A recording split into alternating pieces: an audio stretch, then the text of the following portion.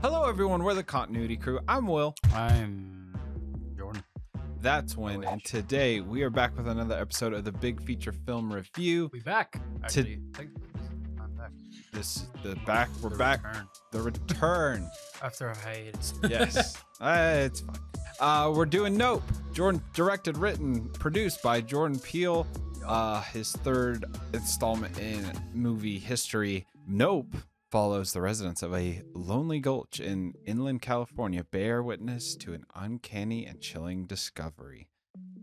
That's straight from IMDb. We're going to talk about what we thought about the movie, talk about plot later in it, because no spoilers until then. But before we get started, make sure you like, comment, subscribe, all that good stuff. YouTube requires us to say that. Down below. Oh, ring that bell thingy too. Hit the apparently bell. That's how that works. Get the notification. Win. Yeah, what'd you think about this movie? I loved it. Yeah. This movie to me is Jordan Peele's Jaws. You just took that from social media. No. Yeah. Well, yeah, I heard that. But I there also were people that said I put my twist on it as well, because it is Jaws meets Close Encounters of the Third Kind, which are both Spielberg movies. And so I feel like, full disclosure, this is our second time recording this video. he already knows how I feel about it. Yeah. I just have my thoughts on it. Well, you said that it's kind of his push to kind of go mainstream. And that's what he said. I looked it up. And it definitely is. It's more to go towards the more Big blockbuster. I guess less artsy blockbuster type movie, and get people to give him money and more spectacle than make more movies. Yeah, more of than a spectacle, commentary, which fits well with the themes of this movie. But I absolutely You just reminded me why I have such a big issue with this movie. But okay, keep going. I love this movie. I love cinematography, how it looks. It's a must-watch in IMAX. I loved it. Jaws is one of my favorite movies, or is my favorite movie, and I love it. So, Win, what you think? I think this is possibly going to be his kind of pinnacle movie. This is like his basis for whatever movie is going to come out next for him, because it is. I do think that he will be heading towards a big blockbuster area, because look at what's her name, the one that did Nomadland. But look at her, she went from like a Oscar-winning Oscar to artsy movie to an MCU movie, which I think is a very big jump. I think what Jordan Peele did here is like a slight incline to that. Yes, and it's not bad or anything, but I do like the originality of this movie. I think this is one movie that I feel like a lot of the studios are gonna copy now. Chloe Zhao. Close enough. Yeah, this is gonna be also kind of blueprint for other studios to be like, ooh, we should do that. It reminds me a lot of X, which came out earlier this year, and how that was a big homage to like old like Friday the 13th, Shining, Halloween, those type of horror movies back in the 70s and 80s, 90s, and so on.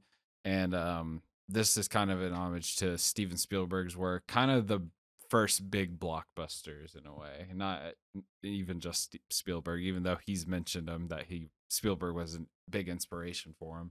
But it's a big blockbuster movie. I have to ask you though, because I saw a lot of people saying this. Is it scary? I think so. I don't know. I think the scary part. I think it's the best kind of scary there is, because there are jump scares in this, but it was intense. Like there was some good tension in the movie. I guess you could call it more of a thriller, but I do think it's actually scary. It's the same way that I don't know, like it's a bad example, but like a gang movie kind of is scary. I don't know. It's aliens, so they're really not that scary to me. I mean, they guess. can be scary. I think that part where this is gonna be a spoiler, but that part where the alien just kind of goes over the house, that would have been scary. But I don't know. I think I got really distracted with how the blood looked, because it looked very saturated, and I think that was the only part that was like, this guy in a saturation. He says my TV in my room saturated. It is very saturated. I can't do anything about it, and I don't really care. But there's also like a missing piece to that. I don't know what it is. I get that. Because like if you think about it, like that would have been a very, very scary scene. Yeah. I'd have to re-see the scene. I was never taken out of this movie, so I don't have any really complaint there with pacing or anything. I've seen a lot of people say that it felt slow in the beginning, It but I is. felt like it just built up well. I mean, that's something Jordan Peele's really, really good at. He's done it in all of his movies, just the build up to the reveal or this big moment, whether it be in the middle, end, or whatever the What do movie. people So call that? There's a word for it. There's a term for it.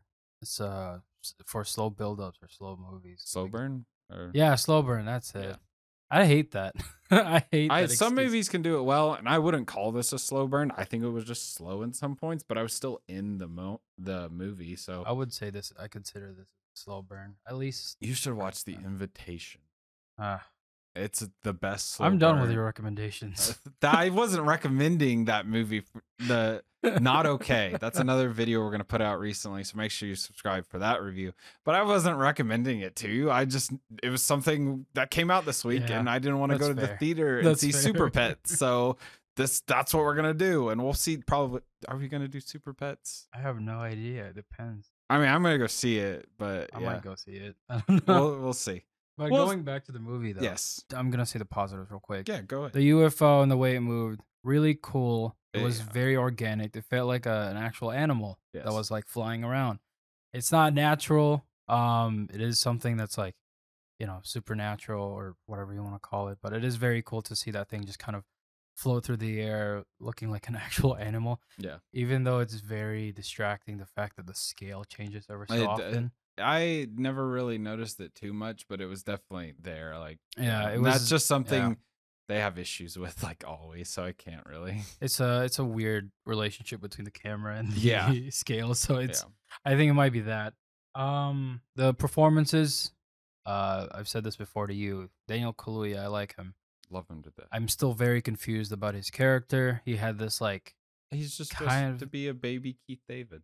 he's supposed to be, but I feel like he's trying too hard to be cowboyish, and he's like we don't really get emotions from him, and I don't. Mhm. It was really difficult to understand him in some parts. It's just the way he said it. I the guess things that he I can said. see what you're saying, but again, it wasn't no issue for me. Fair enough. Jordan Peele. That's just fair enough. Just yeah. Period. Yeah, Jordan Peele. Such a good director. I said this before, but he's just such a consistent director. I know he's Yeah. only had 3 movies, but the fact they're 3 pretty really good movies, Yeah. no complaints here. I mean, on average, I'd give him like a 7.5. Yeah. Like average out of all the movies. I mean, I think Get Out's a little overrated, but It is a little bit overrated. I People really freaked out about that movie. I feel like if not a lot of people made memes about it, they would probably forget. yeah, I don't know. Yeah. It was weird. It's one of those things where it's, people preach about how like we should be more inclusive and stuff like Mhm. that, and then they just like not even talk about the movies that are Yeah, incredibly, well, it's also like, I just don't feel like everybody loves Get Out, but I don't know if you could ask people who like that movie, like, what's it about? yeah. And Yeah. they wouldn't know. I mean, the first thing they would say is racism, but that's very outright. Yeah, that's in the movie. that's like So the cover. That's the spine Yeah. of the book you're reading. it's like right the surface level of it. There. Any other pros? I'll list my few other ones I have. Go for it. Visuals are amazing. Some. I again never really taken out of it. I know what you're thinking, and we'll talk about it in the plot. And it's just the story itself. I really liked it. All the references to Spielberg and Jaws, Close Encounters, just all that stuff. Loved it to death. No really cons for me except CGI, I guess, for some, but it never took me out of the movie. Nothing that I could say as a con took me out of the movie, and that's what I would want from a movie. It's something I could criticize, but it didn't take me out of the experience. So, but what about you? Okay. We've talked about this technically off camera now. But the thing that I really didn't like about this movie was the monkey part. I didn't like it.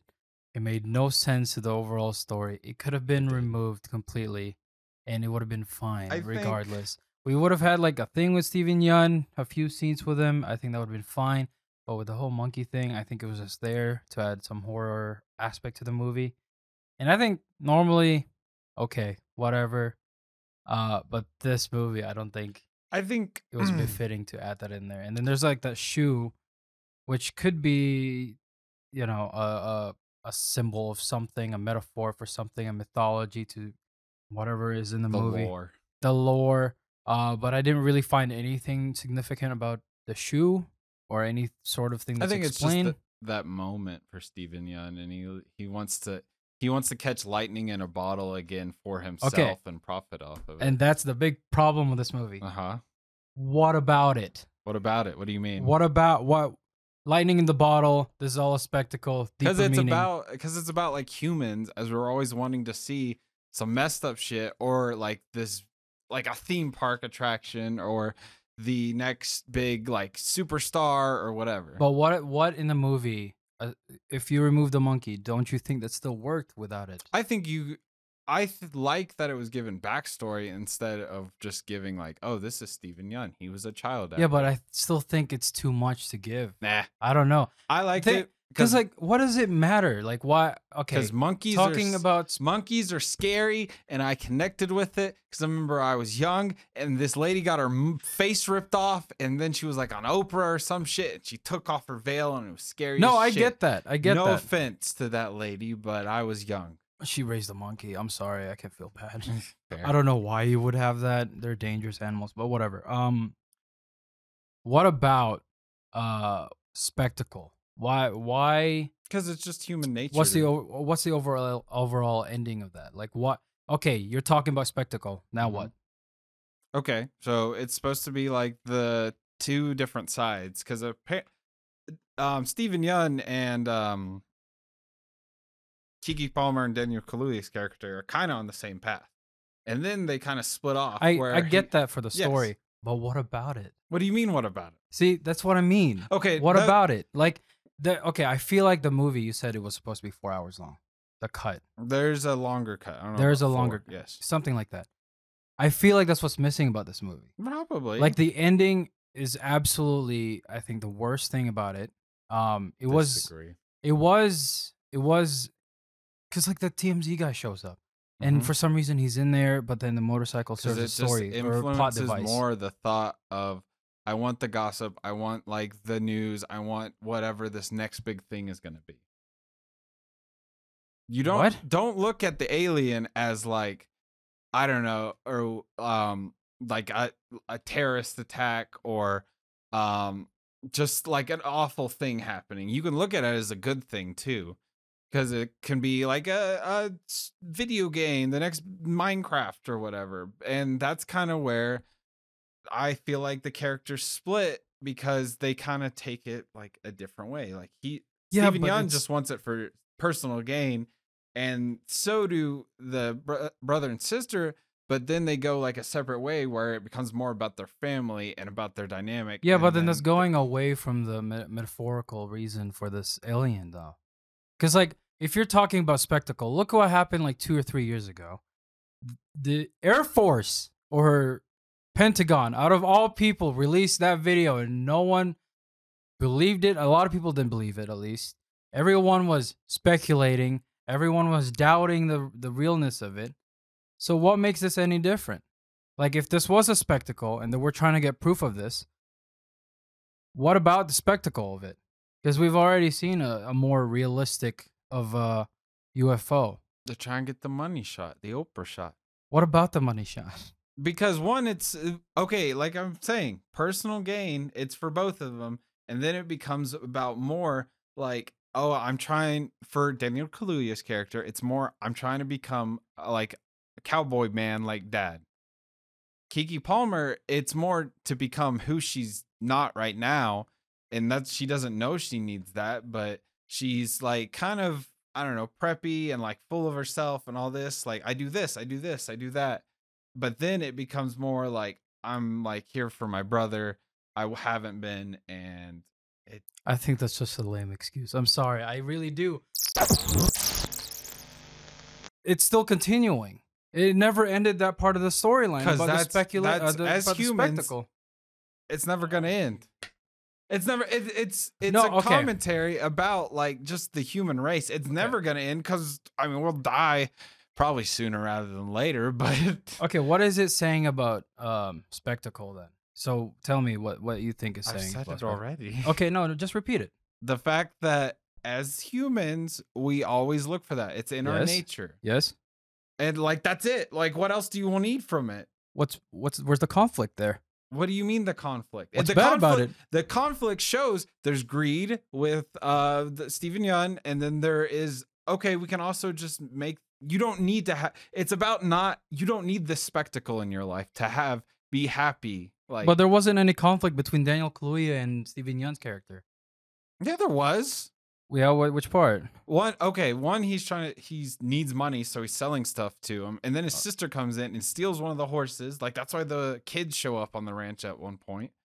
There's conflict there, but it's not like straight up conflict. They're kind of just like, oh, we're neighbors or whatever. But Daniel Kaluuya was already planning to sell everything. They're supposed to be like the two different sides. They're good, like good and evil. I mean, I wouldn't say one's worse than the other because I'm a human. I like looking at spectacles. So it like what's bad about spectacle at this point? Like that's less confusing. See, that's what I mean. Okay, there's not a lot of conflict in this movie that I don't conflict. Like. Where's the conflict in like I don't know, before midnight? They just walk around town and talk for those two together. The relationship. There's no conflict. The relationship. They just sit and talk. There's no conflict. What do you want? Wait, do you seriously think that there's not a lot of conflicts in other movies? No, I think there's conflicts in plenty of movies. That's just the first one that popped in my head. There is conflict in that movie, sure, but I think there's just as much conflict in this then if we're gonna compare the two. There is conflict in this movie. It is between man versus nature. Yes. But what I think is doing too much with the Stephen Yeun. That's what I'm trying to tell you. And I think it's supposed to be over the top. He was trying to convey the whole thing about spectacle. I don't think it ended correctly. If there is an extended cut, I'd love to see it because I bet you it probably tells you how that part ended. Like because it never did. Superman.